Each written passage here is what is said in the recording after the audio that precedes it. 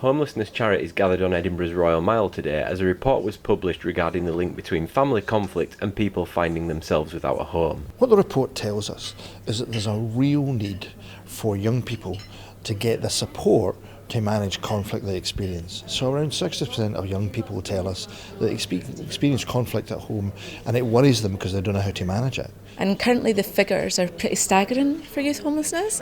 It's over 4,100 young people present as homeless every year. And that equates to all the pupils in 4 high schools in Scotland, so it's pretty significant.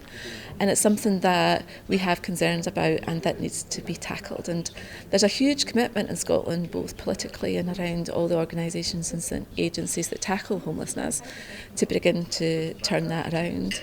The work that the Scottish Centre for Conflict Resolution is particularly involved in is around earlier intervention and what can we do around youth homelessness. And the biggest cause of youth homelessness in Scotland is relationship breakdown, and particularly in relations to families. And what we know from our research is that families are struggling behind closed doors, not knowing where to turn. And if conflict has a propensity to escalate, then it has a huge impact on your mental health and well-being and your life chances.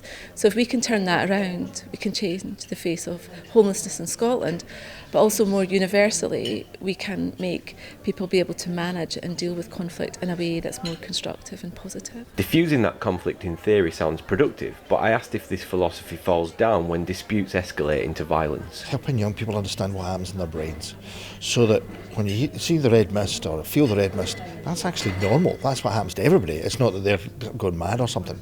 And understand that's a chemical reaction that's a consequence of their personal experiences.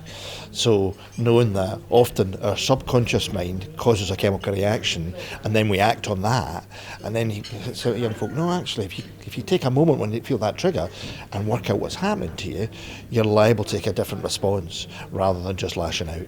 Our work is upstream, trying to stop stuff happening. What we do know, however, and quite often the case when we're working with families, is that we need to work with them separately before we can work them together. And it's almost, I call it a kind of shuttle diplomacy bit. Listening, relaying, listening again and relaying before we can build up the confidence to have that conversation. But for us, getting upstream and trying to help folks stop having the problem in the first place is the most important contribution we can make to making sure that fewer and fewer young people end up homeless because they fell out with their families. Homelessness charities such as Cyrenians in Edinburgh and beyond will hope that helping people to understand and process these conflicts will result in fewer family breakdowns which snowball into homelessness. Ian McNally, That's TV.